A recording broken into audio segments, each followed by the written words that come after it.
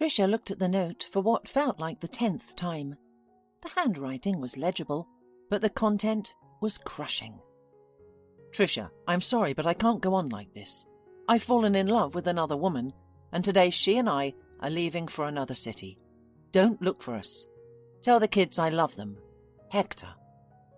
The woman slowly sank back into her chair, fingering the note as though that small scrap of paper could offer any comfort. It just can't be, Tricia muttered quietly. She had noticed something strange about Hector lately, but didn't want to believe it. It's true that a wife is the last person who finds out about her husband's infidelity. He used to tell her that he worked hard, that he was tired. He'd stay out late and be gone all weekend. Even the children seemed to suspect something, especially their eldest, Zach, who was now 14. Tricia knew that at his age, he could understand that his parents didn't love each other and were together only because of necessity.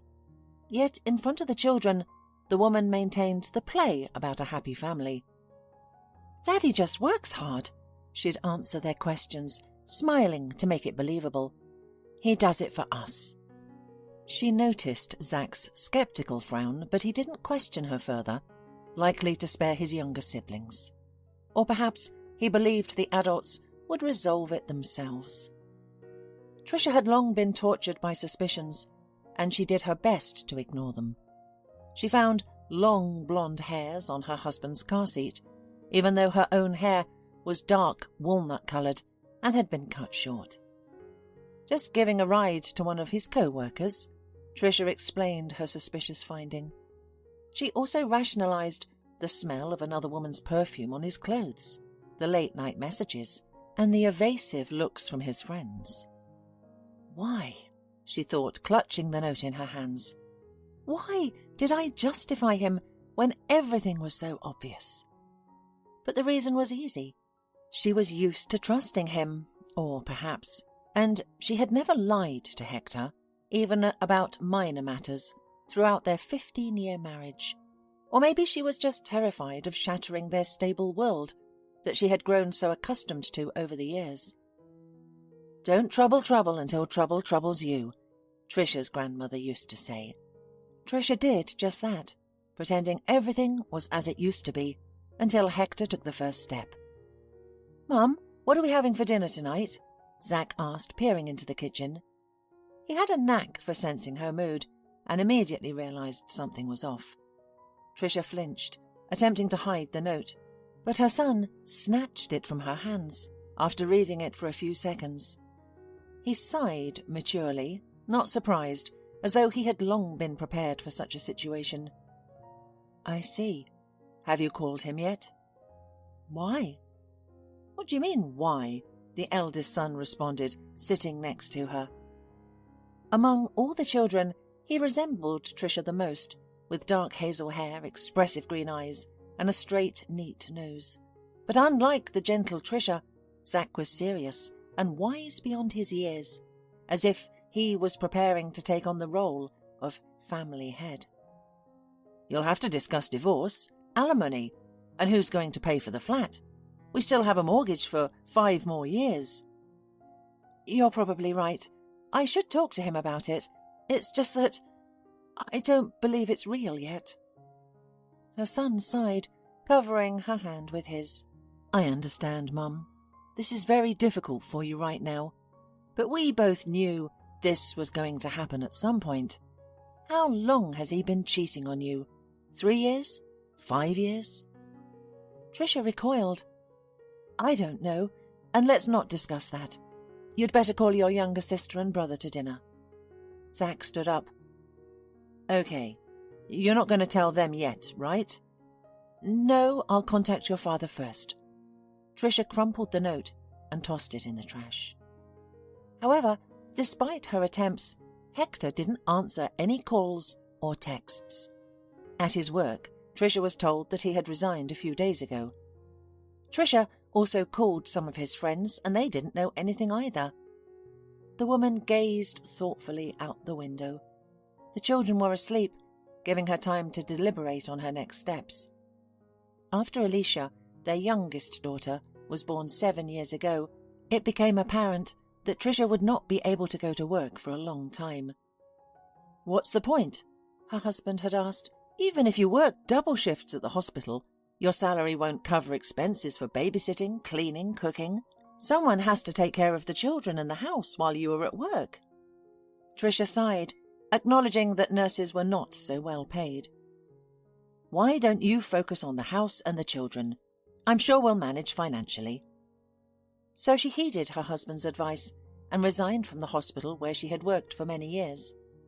There was a shortage of nurses, and her responsible, careful nature was greatly valued, making her departure a significant loss. She hadn't wanted to quit. She enjoyed her work, but juggling it with caring for her husband and children was challenging. After leaving her job, Tricia initially felt lost. Now, her mornings were spent taking Alicia and Brandon to kindergarten and Zach to school. She would then go to the grocery shop, wash dishes, tidy up toys, do laundry, sweep and mop the floors. By the time lunch was ready, it was time to fetch the younger ones from kindergarten. Picking up Zach from school used to be part of her routine. But once Brandon started attending kindergarten, Zach protested. "I'm an adult now," he told his mother. "I can walk to school by myself." "You're only 9, Tricia objected. Zach just furrowed his eyebrows stubbornly. "The school is near the house. You already have 2 children to pick up from kindergarten, and then there's me.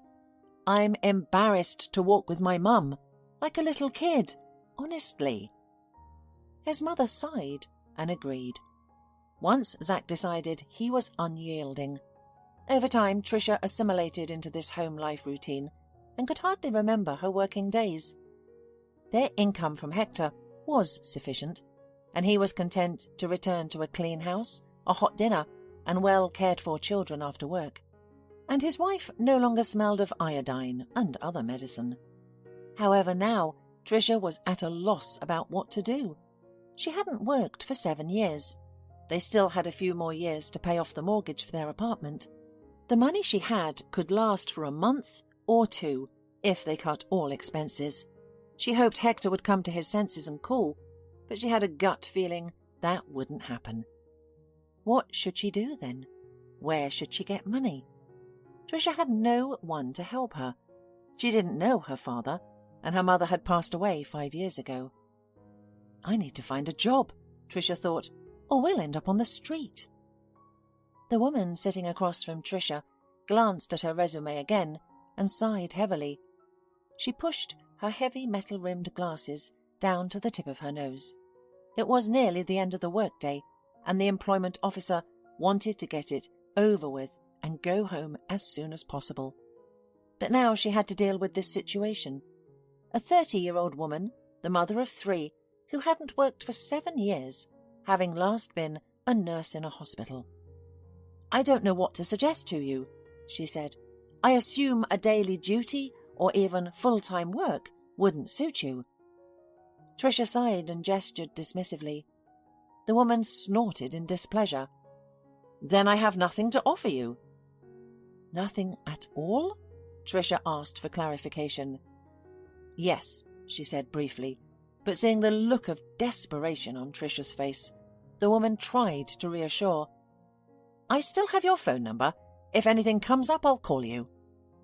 "Thank you," Tricia said, smiling before she walked out and carefully closed the door behind her. Once outside, she got into her old black Toyota, a car she had purchased before her marriage. Leaning back in the driver's seat, Tricia exhaled slowly. "It's okay," she muttered to herself. "I'll overcome everything." She mentally counted her remaining money. It was enough to last another month. She had already minimized her expenses, but didn't want to compromise on her children's needs. However, if she couldn't secure a job, she'd have to cut back on her activities. She considered selling her belongings. Her clothes and shoes weren't particularly valuable, but she could pawn her jewelry, laptop, and perhaps the TV in her bedroom. But what's next? Would she have to take the full-time job? What about the kids? Leave them alone from morning till night? Of course, Zach is 14, Brandon is 10 and Alicia is 7. They are not babies, and Zach has been saying that he can cope with the younger ones. Feed them, take them out of school, make them do their homework. Only, do I have the right to put the responsibilities of adulthood on his shoulders so early? But 2 weeks later, Tricia had a sudden phone call. "Hello?" she said carefully into the receiver, a sense of dread creeping over her as she anticipated an offer for some credit or a tale of a suspicious transaction on her card. Unexpectedly, the pleasant female voice on the other end surprised her. "Hello, my name is Mary Austin. Your number was given to me by the Employment Service. Are you still looking for a job?" "Yes," Tricia replied hastily, embarrassed by her own impulsiveness. "Good." The woman seemed genuinely pleased. "It says here you have many years of experience as a nurse, and you have worked with critically ill patients?" "That's correct," Tricia confirmed.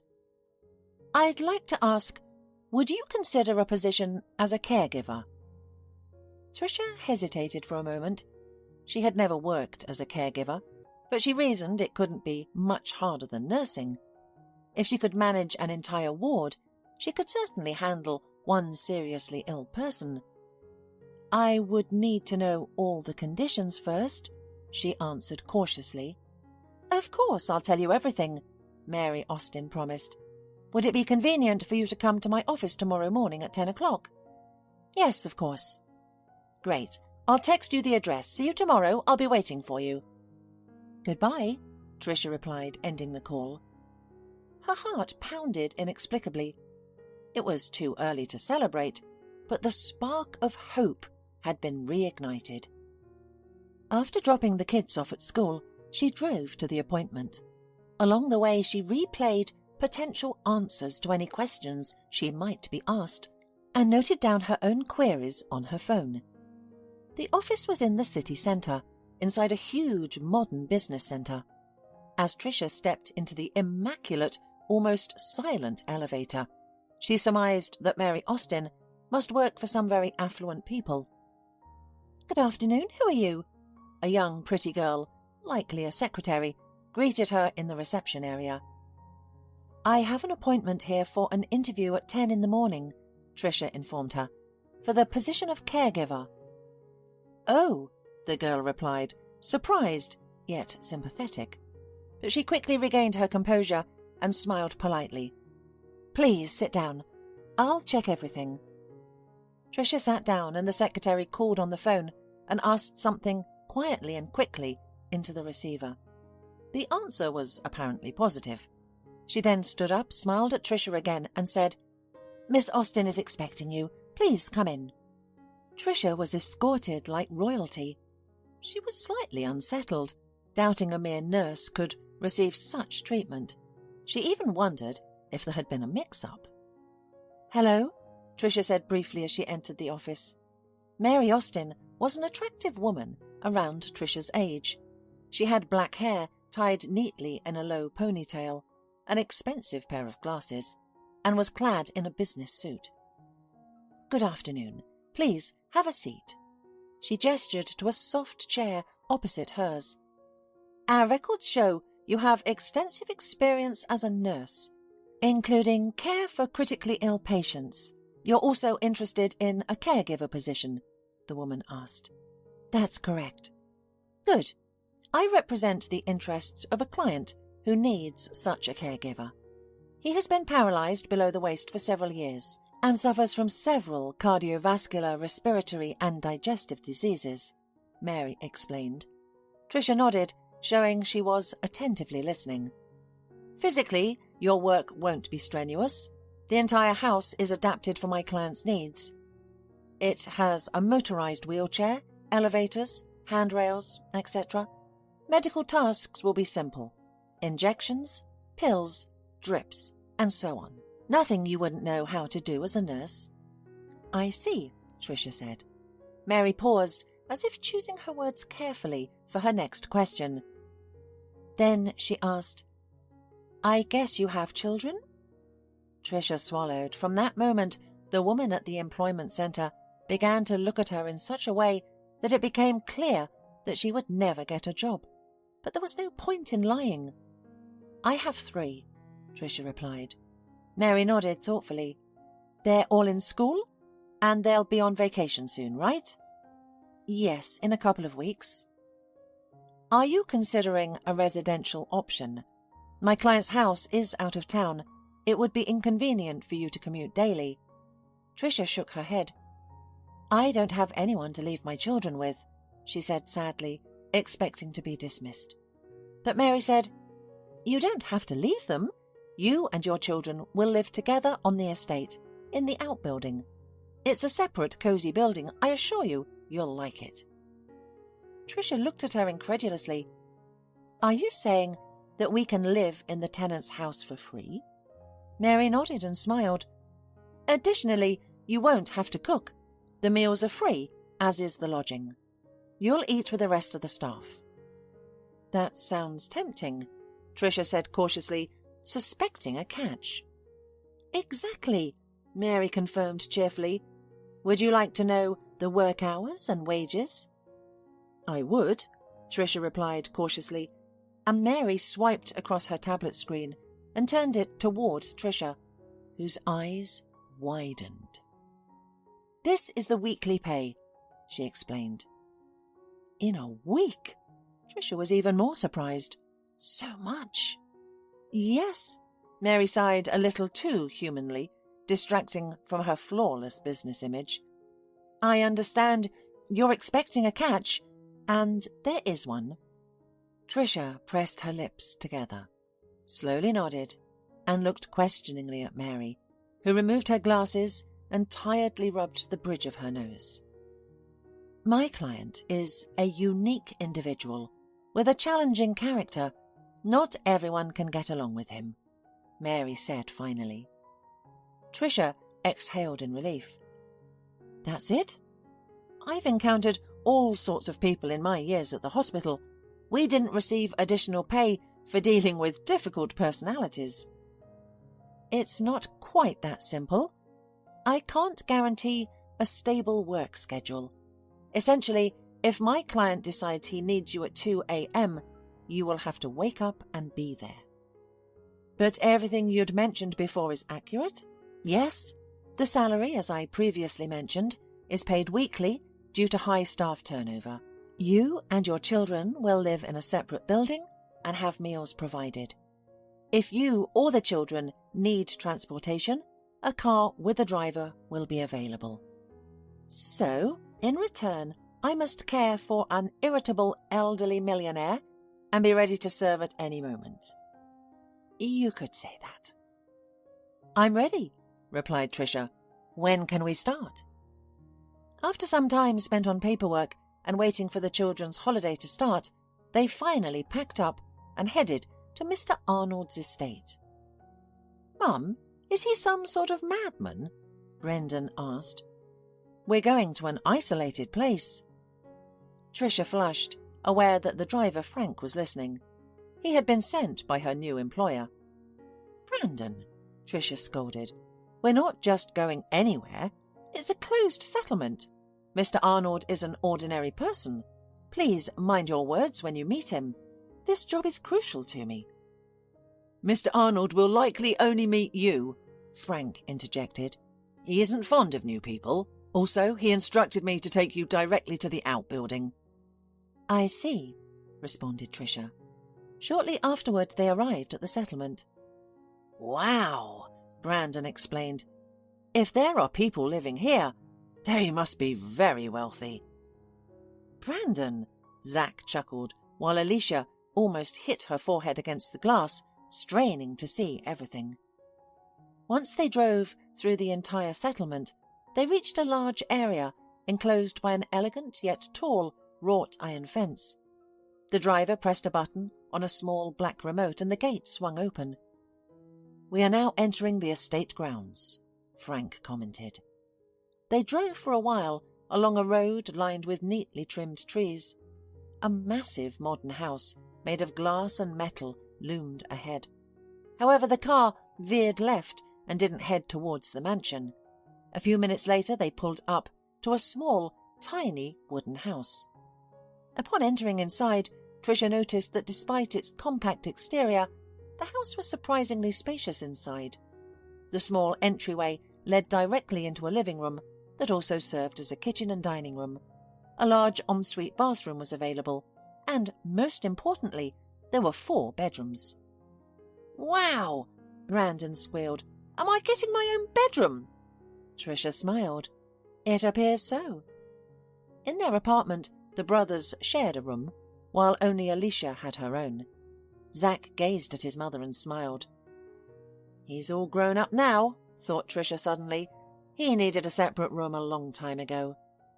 Meanwhile, Frank had already brought in all their things and said, "Settle down, rest. They'll probably call you for dinner in about an hour. That's when you'll meet everyone." "Thank you, Frank," said Tricia sincerely.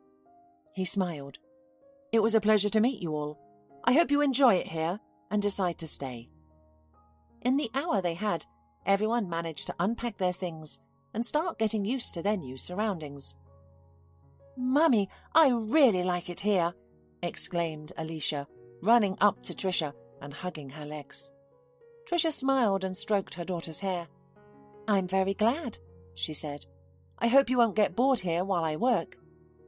Just then there was a knock at the door, and a tall, fair-haired, brown-eyed man entered the cottage. He was dressed simply in a white t-shirt and black jeans, but his confident demeanour suggested that he played a significant role there. "Good afternoon, everyone," he greeted first. "My name is Nick. I'm Mr. Arnold's assistant and the manager of this house." "Pleased to meet you," she replied. "My name is Tricia, and these are my children, Zack, Brandon, and Alicia." "How do you do?" greeted the children in unison. Nick smiled. "I'm very glad. I'm sure you'll liven up our sleepy kingdom. Now, let's all go have lunch." He led them down a path that led to the side entrance of the mansion. Through this door they entered a large, cosy kitchen. "Here are our newcomers," greeted a cheerful woman's voice. Tricia saw a slightly overweight woman in her 50s. "I'm Sarah," she said. "I'm in charge of food in this house. Please join us at the table." Tricia introduced herself and the children, and they took their seats at the table. There were about 10 other people there, all employees of the manor. They introduced themselves to Tricia, but she was so nervous that she merely smiled and nodded in response. Nick sat to Tricia's right. "Don't worry," he whispered in her ear. "You'll remember everyone in a couple of days." "How do you know what I was thinking?" Tricia asked. "It's not difficult. When I got a job here myself and everyone was introduced to me, I thought the same thing." Tricia grinned. Her initial fear had subsided. Everyone seemed very nice and friendly, and the kids were well behaved. After lunch, Nick took Tricia to meet the boss, while Frank volunteered to give the children a tour of the estate. When Nick and Tricia stopped in front of the office door, her employer's assistant looked her gently in the eyes and said, "Tricia, remember any comments that Mr. Arnold makes are not personal. He is just an elderly man with a difficult past and a bad temper. That's why we're offering you a good salary and luxury conditions." "Thank you for saying that, Nick, but don't worry, I'm tougher than I look." "I'm sure you are." Nick smiled, and then he knocked and opened the door. "At last," came a creaky old voice. "I thought I was going to die in here before any of you decided to come in. I wonder why I pay you all such a high salary." In a chair by the window sat an old, hunched man.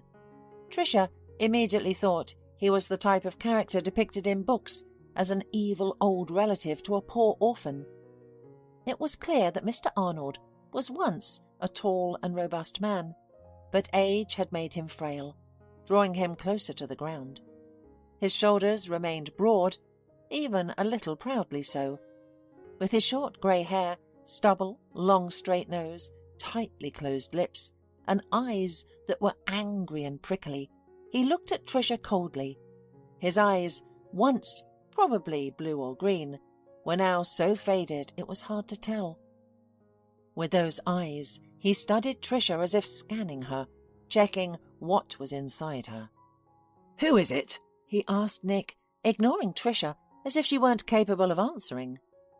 "This is Tricia," Nick replied. "She'll be your new nurse." "Hello, nice to meet you, Mr. Arnold," Tricia said, unwilling to stand around waiting to be addressed. The old man frowned unhappily, as if he had tasted something sour. "Yes," he said. "They get worse every time. Fine. Nick, we'll see how we can work with her later." The assistant gave Tricia one last smile and left. Without Nick, Tricia instantly felt vulnerable, but she was unwavering in her decision to not let her mentee ruin her mood. She needed this job. She liked the cozy house where they were located, and she appreciated not having to go anywhere. And she certainly had no plans to leave within a week. So, Tricia composed herself, smiled, and said, "Well, where should we start? Maybe I should shave you first. You look more like a homeless man than a millionaire."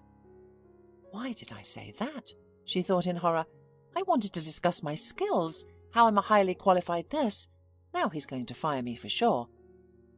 Mr. Arnold raised his thick eyebrows and unexpectedly burst into laughter. "Like a homeless man," he exclaimed. "Well, if that's the case, lead me to the bathroom." "Where's your bathroom?" she asked. The old man rolled his eyes. "Now, that's professionalism at its best." He pressed a button on the arm of his chair and started moving. Tricia had no choice but to follow him. Mr. Arnold led her to a large, spacious room. Tricia had a few seconds to take in her surroundings and was amazed at how conveniently everything was arranged. She found a cape, shaving foam, and a shaving machine. "Do you even know how to use these?" Mr. Arnold asked doubtfully. "I do," Tricia replied calmly. "The last time she used it was a while back, when she was still working at the hospital. One of the patients asked her to shave him before neck surgery because he couldn't do it himself. His hands were shaking." "I'll manage," Tricia thought. After finishing her work, she looked at the result with satisfaction. "There," she said, turning her ward towards the mirror. "An entirely different look." Mr. Arnold saw himself and was aghast. "What have you done, you fool?" he shouted. "Couldn't you at least leave a few millimeters? Why did you cut everything to 0? Now all my wrinkles and folds are visible. I look like I'm about to die." Tricia swallowed but decided not to show fear. "It's unhygienic," she said sternly, "and it looks better on you. Trust me as a woman." The old man chuckled. "Have you ever had a man, woman? You look like an old maid." Tricia flared up. She had arrived here in a simple dress without makeup and her hair in a ponytail. "Don't worry," she said dryly. "I have 3 children." Mr. Arnold whistled. "And with different men?" he said snidely. "From one." "Well, he's an interesting type. He has 3 children and sent his woman to work." Tricia pressed her lips together. "We broke up." "Why? Did you piss him off, so he ran away?" "That's none of your business," Tricia answered, sharper than she intended. "What's next on the plan?" "Take the tablet from the table," the old man grumbled.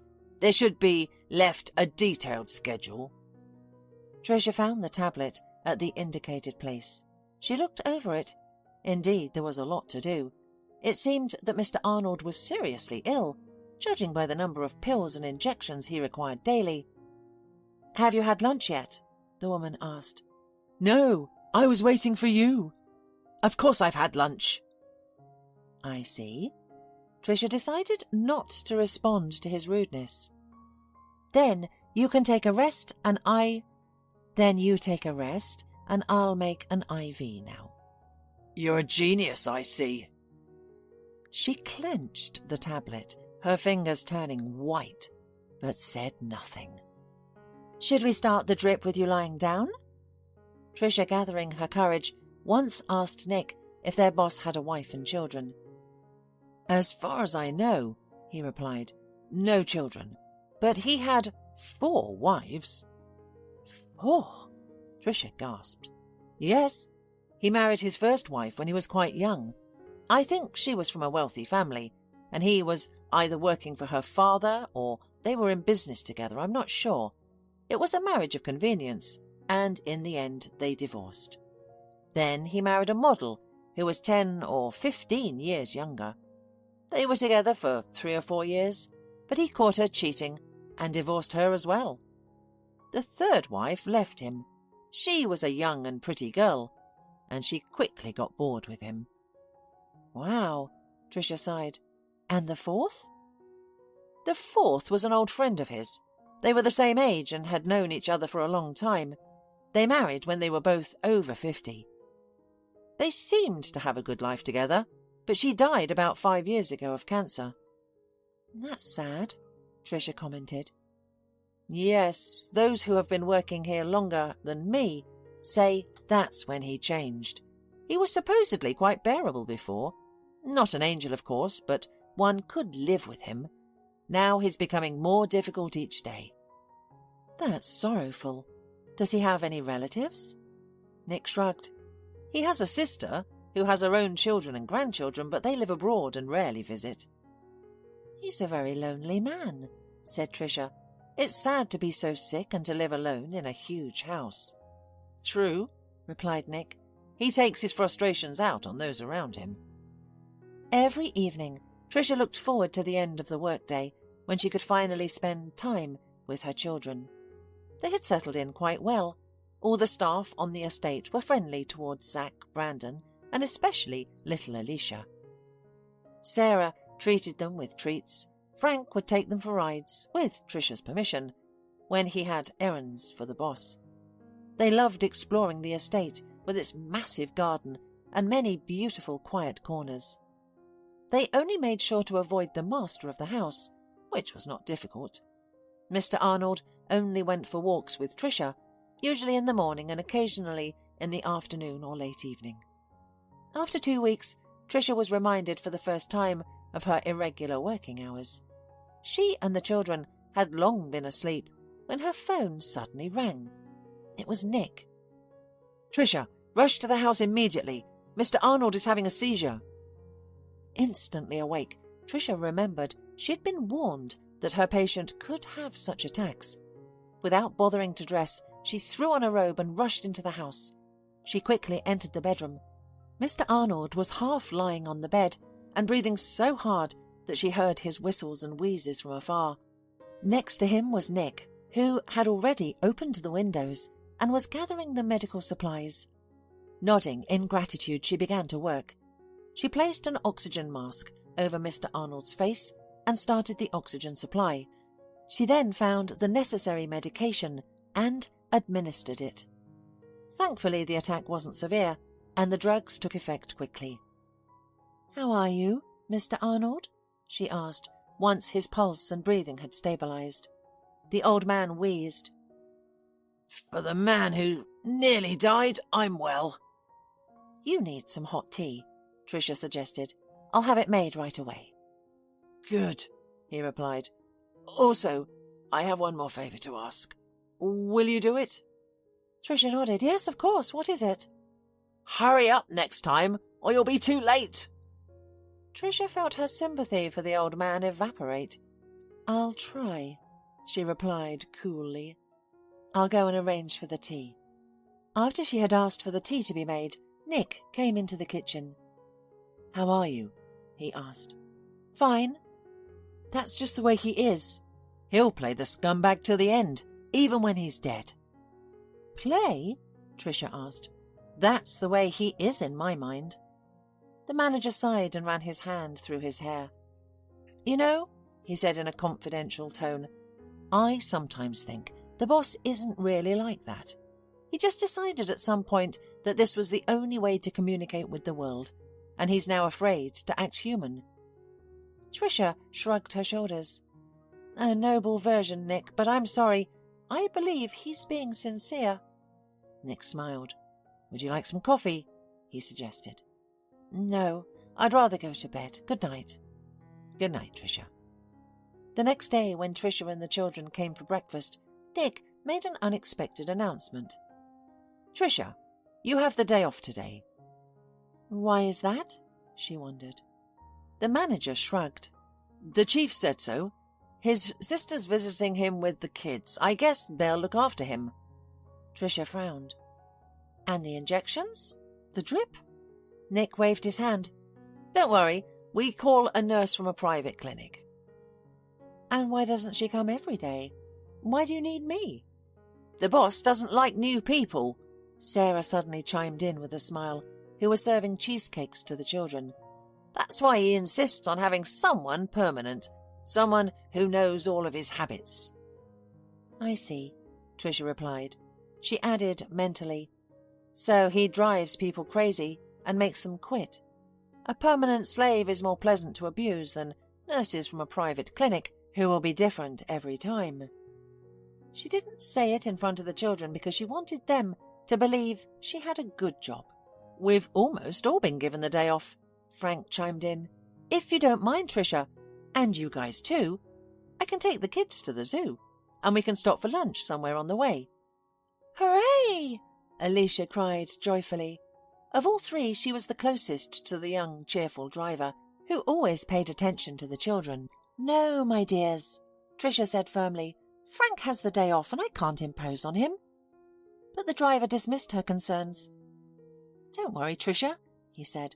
I'm going to the zoo with my nephew, who's 10. I can take your kids too. It's not a problem for me. Tricia looked at the children with doubt. We'll behave, Brandon pleaded with his mother. Zack shrugged his shoulders, saying, I'll go if I have to. All right, she sighed. Then I'll go get the money. You don't have to, Frank replied. The boss always leaves us money for small expenses. Don't even worry about it, Sarah assured her.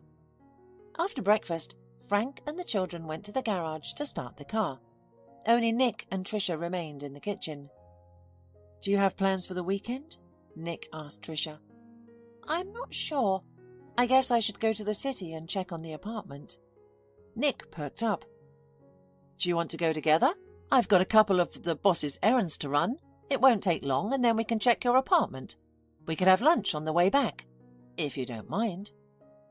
Yes, we can, Tricia replied. With Nick, she felt at ease and comfortable. He knew how to keep a conversation going without being intrusive. He spoke interestingly about his current affairs without revealing too much. Tricia realized how much she had been missing simple human interaction. After she resigned from her job, her life revolved around her husband and children.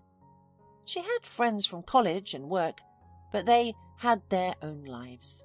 Husbands, children, work, and couldn't meet too often. After Hector's leaving, she retreated into her troubles.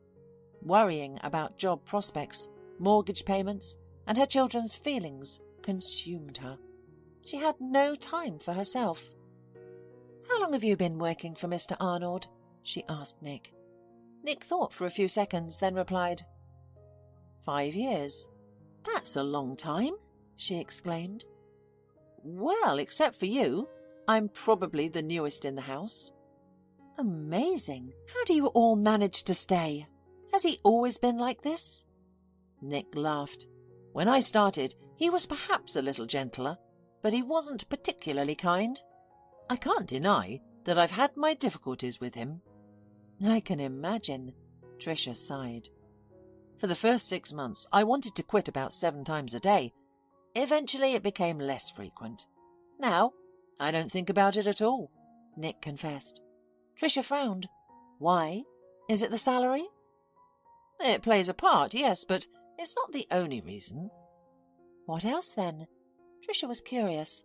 Nick seemed so smart and confident. Unlike her, he could probably find many great jobs elsewhere. Experience, Nick replied. I not only manage the house, but also help Mr. Arnold to conduct business remotely. Although he looks so weak and decrepit, his brain is still sharp, and I'm doubtful I could find another job that would let me learn how to manage such large capital." "I see," said Tricia, "but your life seems to revolve around Mr. Arnold. Don't you find that a pity? I assume your wife and children hardly see you at home." Nick laughed. "Of course I don't look very young," he said, "but I'm only 33. Tricia was embarrassed. "I don't know what you mean," she admitted. "And you look wonderful." "Thank you. I'm flattered. It's not every day I get compliments from such beautiful women. I meant I don't have a wife and children yet." "Fiancé?" "No." "Girlfriend?" "No. Does that look suspicious?" Tricia laughed. "A little," she admitted. "I'm just a workaholic. I want to start a family when I'm sure I can provide for them. By the way, we're here. Can you wait? It's just 15 minutes, then we'll drive to your apartment." "Sure," Tricia replied. Nick grabbed some folder with documents and left. Tricia was left alone in the car. She thought that perhaps, like Nick, she might find herself tied to this house and the mean old man for years to come. It's summer now, but what about in the fall, when the kids go to school? She suddenly realized that Mary Austin, who had hired her, hadn't discussed this issue with her. Likely because she hadn't expected Tricia to stay for so long. But Tricia is holding on, and she's not going to quit. "No, you, Mr. Arnold, won't get it." She bit her lip painfully, remembering last night. She had been truly afraid for him then, and for the first time had felt sorry for him. But he, as soon as he could breathe, immediately insulted her. Nick came back and interrupted her sad thoughts. He looked pleased. "Let's go to your place?" "Let's go." It was unlikely, as if anything could happen there, but Tricia was still more used to being in control. "Now for lunch," said Nick cheerfully. "I'll show you a wonderful place." "I don't think they cook there as well as our Sarah does," laughed Tricia. "Oh, yes," Nick sighed, "but I'll still try to surprise you." He took her to a large French restaurant situated on the top floor of a high business centre. The pleasant music playing and the air conditioners operating at full blast were a welcome respite from the hot summer day. They were led to a table with 2 comfy sofas by the window, offering a view of the river and the bridge. "Would you mind if I chose for you?" Nick asked. "Go ahead," Tricia cheerfully responded. "I am not familiar with everything here anyway." "Fine," Nick replied. When the waiter came up, Nick pointed his finger at several items on the menu without showing Tricia. So she didn't know what to expect, and was very surprised when the first thing they bought her was a glass of red wine. "It's only lunchtime, isn't it?" she reminded her companion. "So?" Tricia sighed, unable to find any other argument. "And you won't have any?" "I'm driving." "Right." The wine was a balanced mix of moderate sweetness and tartness. Tricia savoured the taste, realising that she couldn't recall the last time she had simply sat and spent time leisurely with a glass of wine. "Thank you," she said. "This is the most wonderful day of last year." Nick smiled. "Wait to thank me," he said. "The meal hasn't arrived yet." "Tell me about yourself," Tricia requested suddenly. "You're quite the mystery to me." The man's eyebrows rose in amusement. "Now that's a confession. Why am I a mystery?" "It's just that I know nothing about you," she admitted. "Neither do I about you," Nick retorted. "Fair enough. But let's start with you." Nick hummed in agreement. "Well, let's. I'm not from around here. Born in a small township far away from here. I attended an ordinary settlement school, grew up in an ordinary family. But I always had big ambitions. That's why I decided to come here. It wasn't easy, but I managed. My student years were fun. Then I got a job. Then I changed 5 more jobs until I got to Mr. Arnold. And the rest you know." There's a feeling that you skipped a lot in your story, Tricia remarked thoughtfully. Who knows? Maybe I'll tell you about it later. Now we are going to talk about you, he urged. Okay, well, I don't have anything interesting either. I'm from here, but I was raised by my mum. I never knew my father, and my mum didn't tell me much about him. She was a music teacher, so we lived modestly, she confessed. Did you go to music school? Tricia sighed. Oh, yes, 2 long years of my life. I only remember one tune now. My mother made me play it most often. Everything else faded from my memory. I've played it so many times that if you woke me up at 2 a.m., I'd play it with my eyes closed. What's the tune?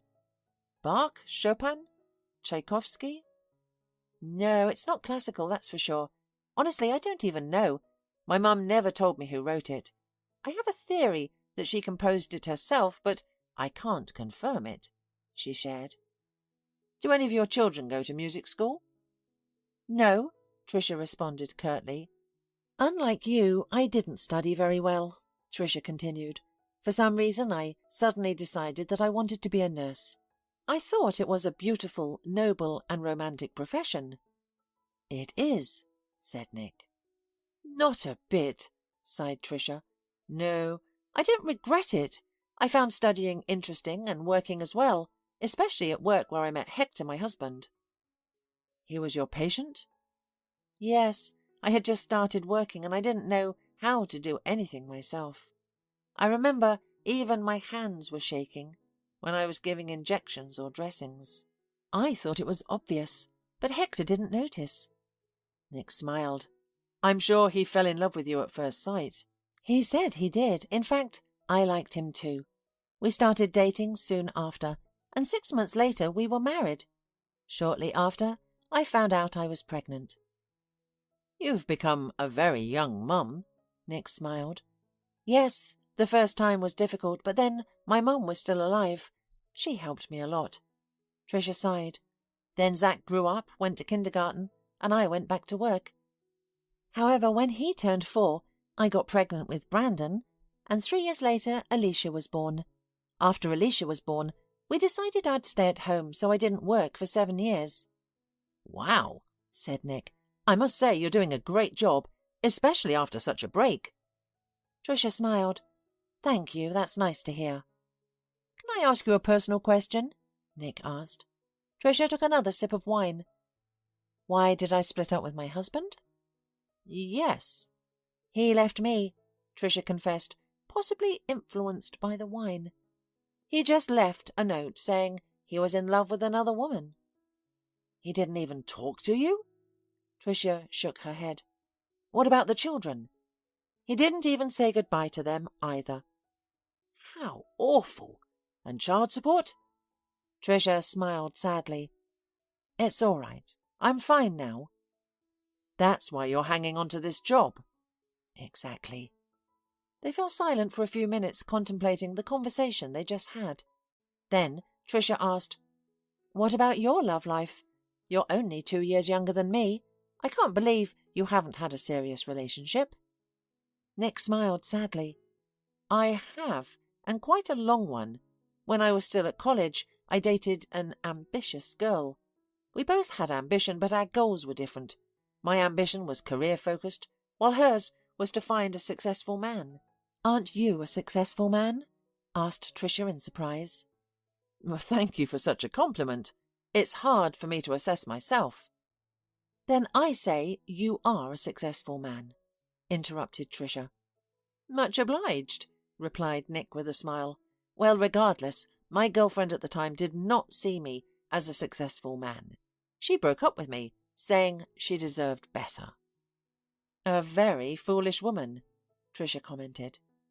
After that remark, I need to get you more wine, said Nick, signalling the waiter. So she left me and I decided to become a successful man so she would come back to me. And how's that going? Great! Along the way I realized that I don't want to be with a woman who doesn't value me for who I am, but for my social status. Tricia nodded.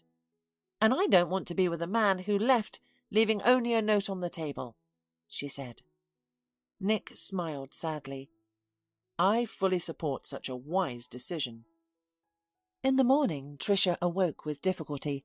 Her head was throbbing, her mouth was dry, and the sunlight streaming through the curtains seemed unbearably bright. I've overslept. I probably didn't even set my alarm clock last night.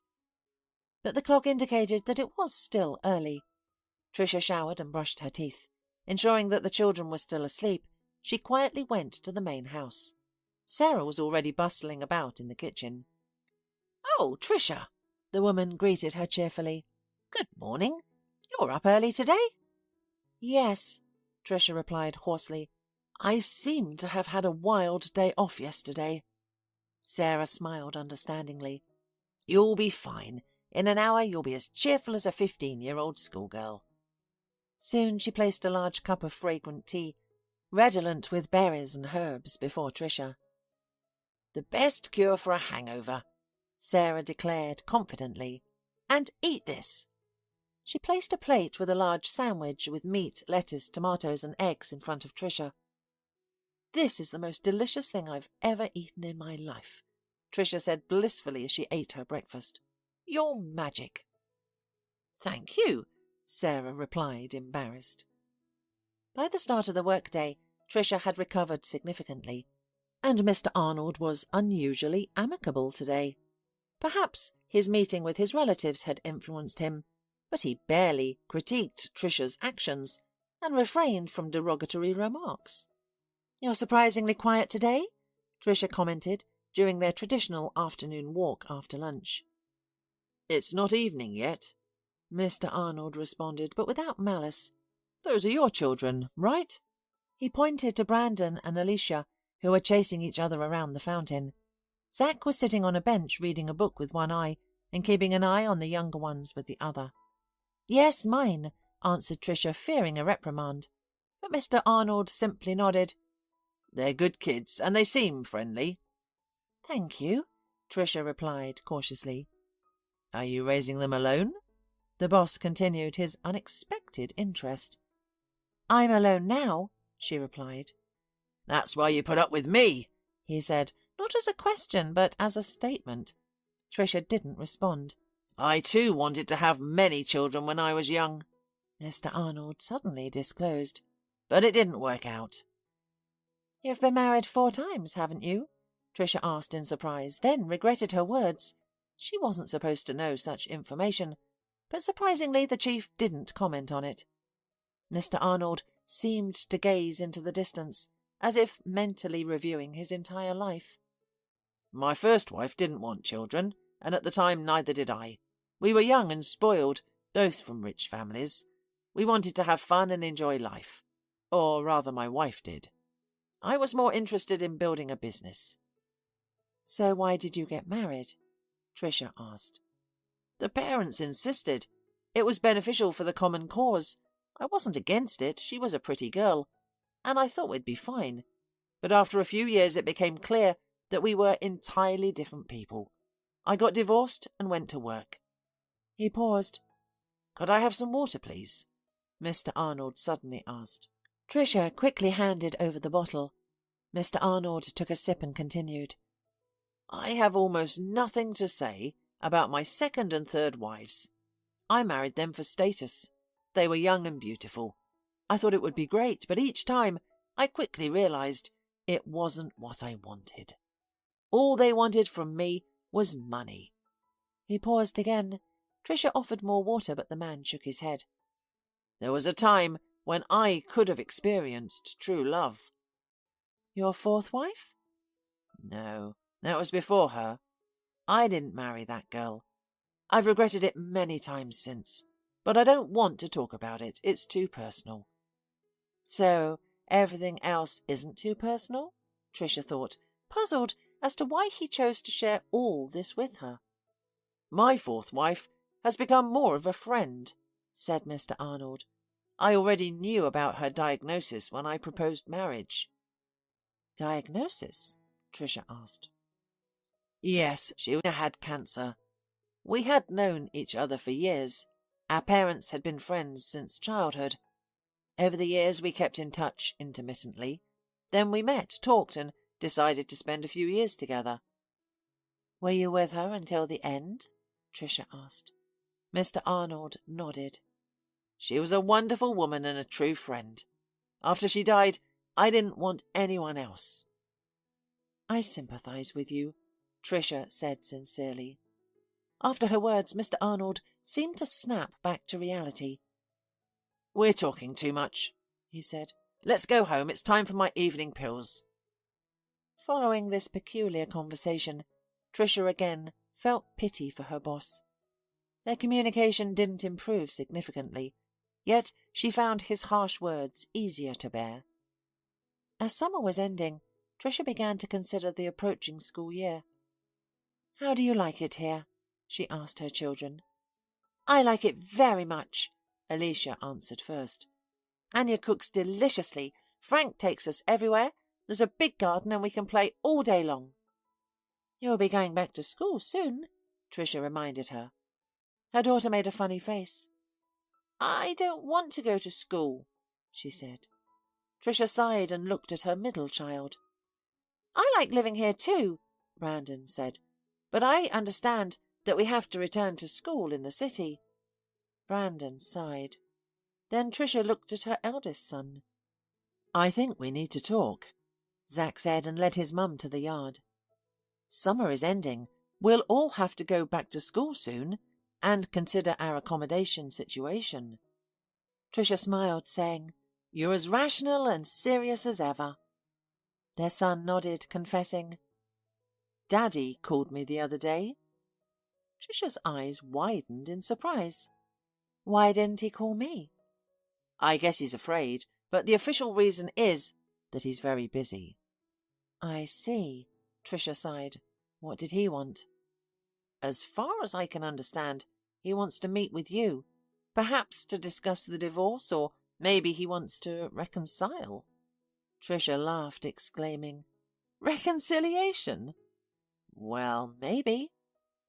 Tricia hesitated before asking her son, Do you want that to happen? Zack shook his head, saying, I don't mind if Brandon and Brenda see him, if they'd like to.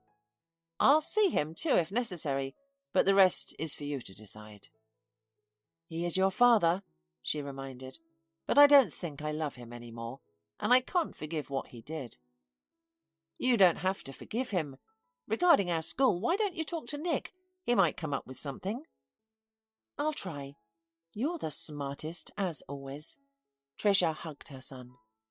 Everything will be all right, Mum, he assured. Tell your father I'm ready to talk to him. Let him call me. I'll tell him, promised Zack. A few days later, after Tricia and Mr. Arnold had completed their morning routines, Nick came into the room. Ready, Mr. Arnold? asked the assistant. Absolutely, let's go.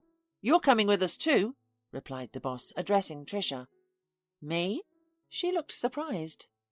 Sure, Mr. Arnold replied calmly. I have a lot of paperwork to sign and several face-to-face meetings to attend. I may need you at any time. What if I have a seizure? I don't want to suffocate in front of my business partners. As they drove to the business centre, Nick said, We're not sure how long it will take, so you can wait for us in the restaurant. It's in the same building on the top floor. Just ask them to bill everything to Mr. Arnold. Okay, Tricia replied. If I need anything, Nick will call, Mr. Arnold added. At the restaurant, Tricia ordered tea and tiramisu.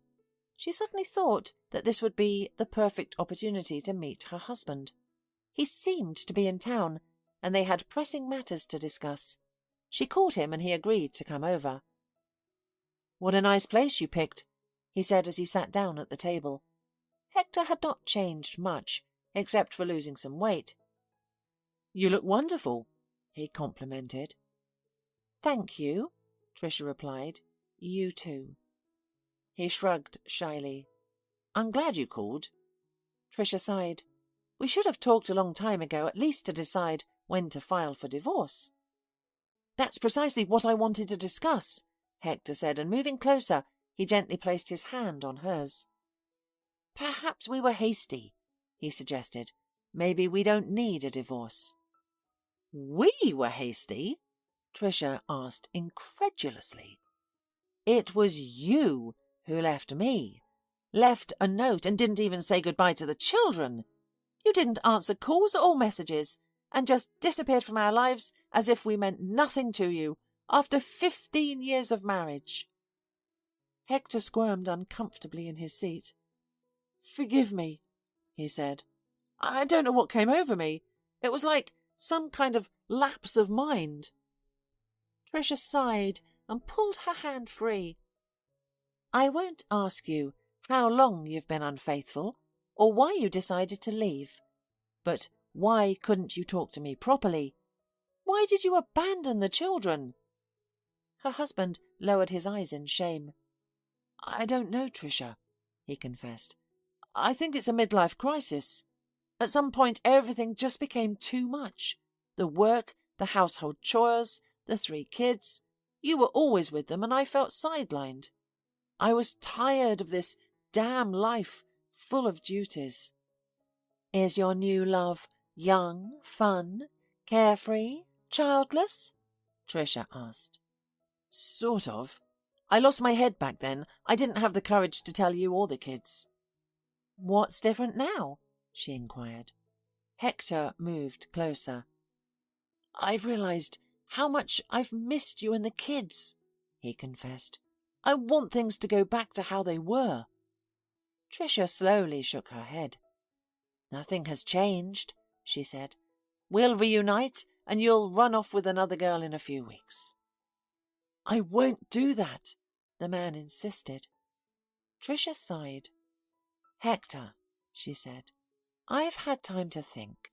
I can't forgive you, and my love for you has faded. I think we need to agree on a date to file for divorce." His face changed, and Tricia watched the facade of tenderness and remorse disappear. "Then we need to discuss property division," he said. Tricia was taken aback, but agreed. "Your car is yours, mine is mine, and the apartment is for me and the kids." Hector disagreed. "No, let's sell it and split the money equally," he said sternly. "Equally? When I'm raising 3 children alone?" Tricia retorted. The husband was embarrassed but continued to stand his ground. "I had been paying the mortgage for it, and you didn't work. You sat on my neck." "Oh, really? But I was taking care of the house and the 3 kids, and now I'm paying the mortgage. You left me out of the blue and didn't even help the kids. You can't imagine what I've been through these past few months." "Then let's get back together, and we won't have to split the apartment," the man pleaded. Tricia sighed. "No, Hector, I've already said my piece." "That's how you talk."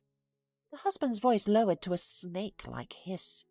"Who's going to want you, alone with 3 kids? Do you think any man but me will look at you? You're just a stupid domestic chicken. All you can do is cook soup." Tears flowed from Tricia's eyes. It hurt to hear such words from the father of her children, the man she had loved for many years. "Go on, play hard to get," her husband continued. "You yourself will come to me on your knees." "She won't," a familiar male voice sounded behind Tricia. Before she could see what happened next, Hector suddenly flew across almost the whole restaurant and collapsed on the floor, and Nick rubbed his hand that had just collided with Hector's jaw. "It was tough, but perhaps instructive," Mr. Arnold commented. Tricia looked around and saw her boss. He looked as pleased as a cat for some reason. "And you are here?" she said in amazement. "Did you hear everything?" "I heard enough," he said dryly. Hector got up from the floor, pressing his palm to his bloody face. "We'll talk to you again," he said to Tricia. "Wow," Mr. Arnold said admiringly. "I should get out of the estate more often. It turns out it's fun here." "Shall we go home?" Nick asked Tricia. "Let's go," Tricia replied quietly, wiping away her tears.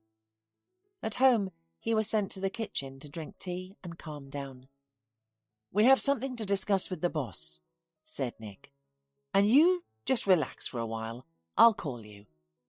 But Tricia couldn't relax. She kept replaying what had happened in the restaurant. "Probably they will dismiss me. I doubt Mr. Arnold needs a troubled caregiver who gets his assistant into fights in the middle of the business centre. And what about the apartment? Do we still have to split it in half?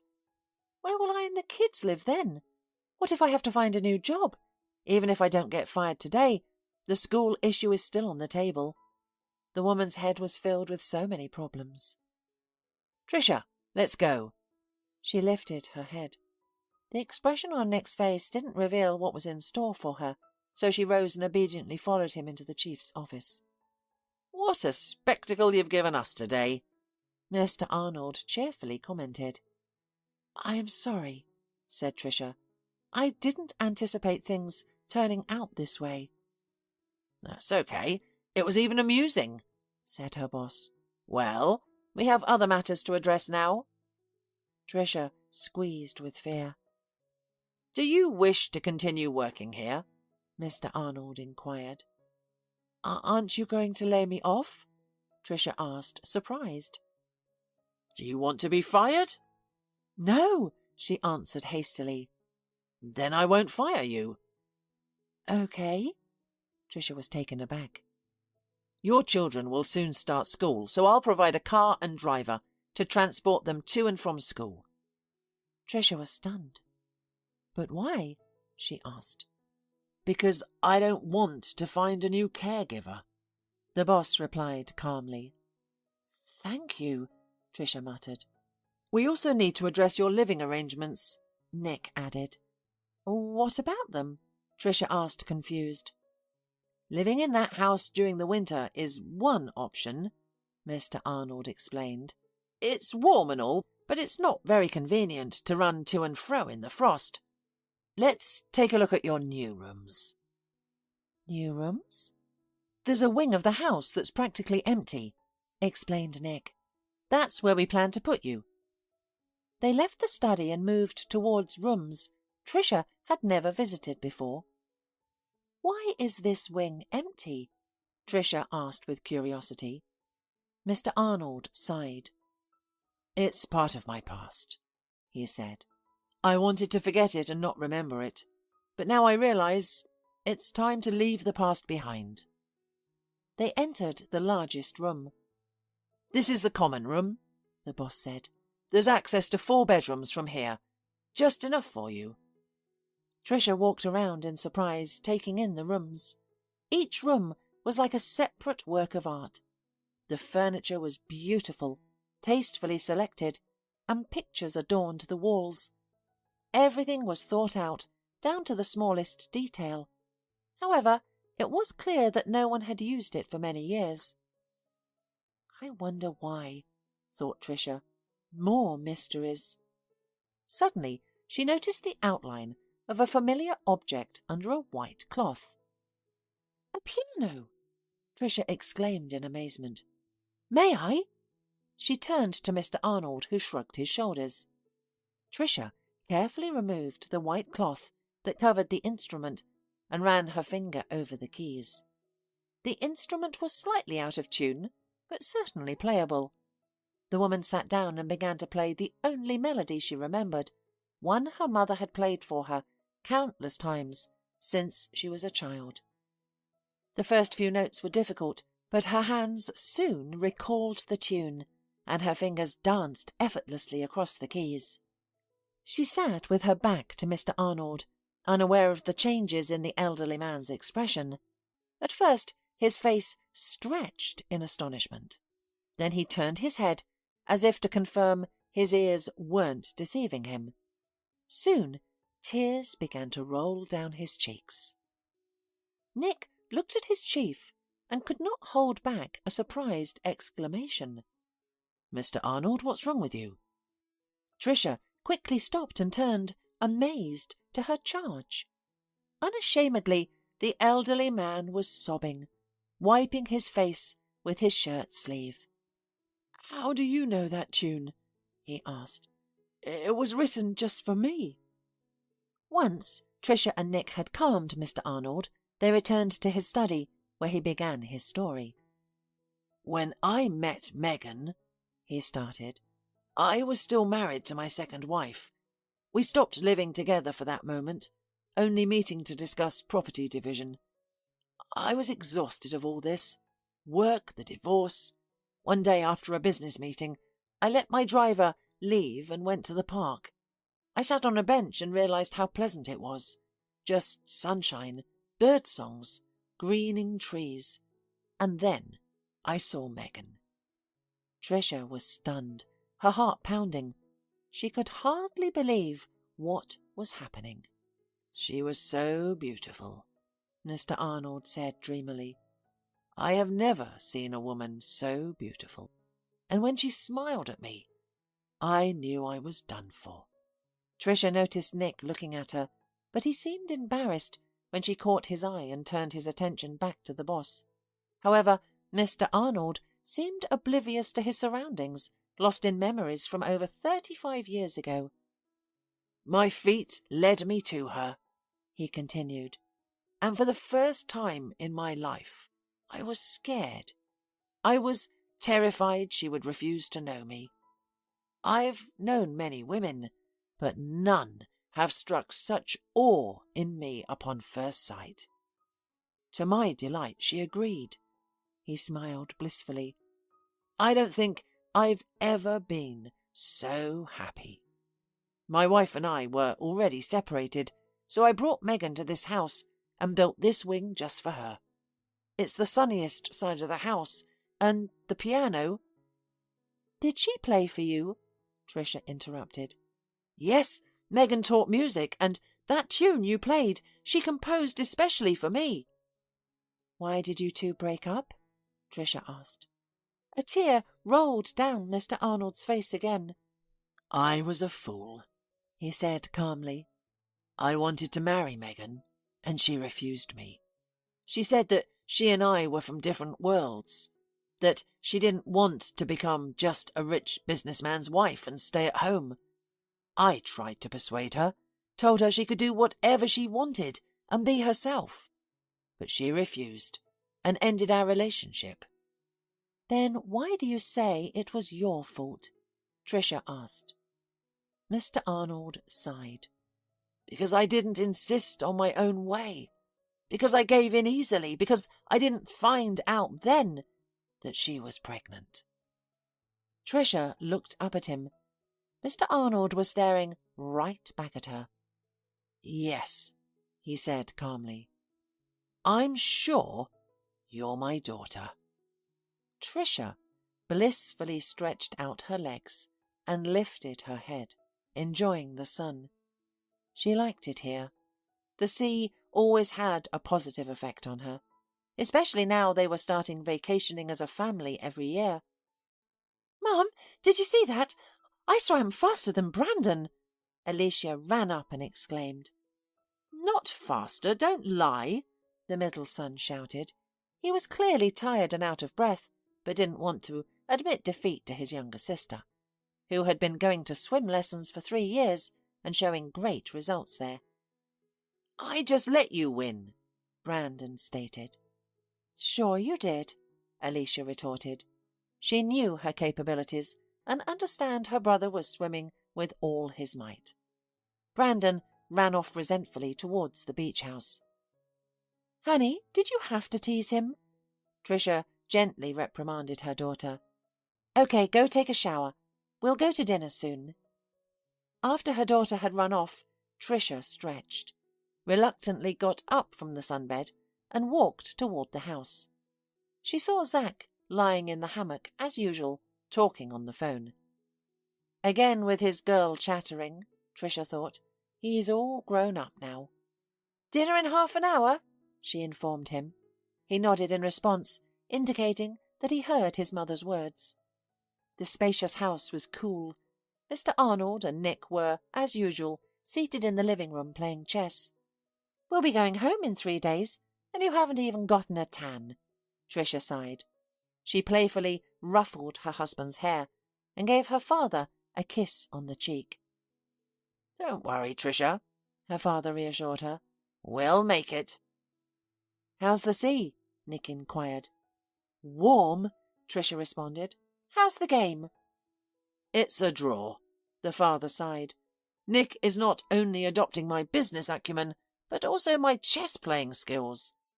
Nick grinned. I learn from the best, Mr. Arnold, he answered. By the way, checkmate. Oh, you? Mr. Arnold swore. Suddenly, Alicia appeared. Grandpa, what did you say? Feigning severity, Mr. Arnold coughed in embarrassment. Young lady, that's a phrase you're legally not allowed to say for another 8 years. Alicia laughed. We have worse swear words at our school. And then she dashed off to the shower. We need to change schools, Mr. Arnold stated decisively. I won't have my only granddaughter learning such language. Then we may have to change grandfather too, Tricia said, laughing, because Alicia hears such words most often from you. A fair point, her father conceded, sighing. I'll try to swear less often. Tricia smiled, looking back towards the sea. Through the transparent, panoramic wall of their cottage, she could see the large red sun approaching the horizon. I feel so good, she commented, as Nick came over and wrapped his arms around her from behind. I always feel good with you, her husband replied. Me too, Tricia agreed, and I'm perfectly happy.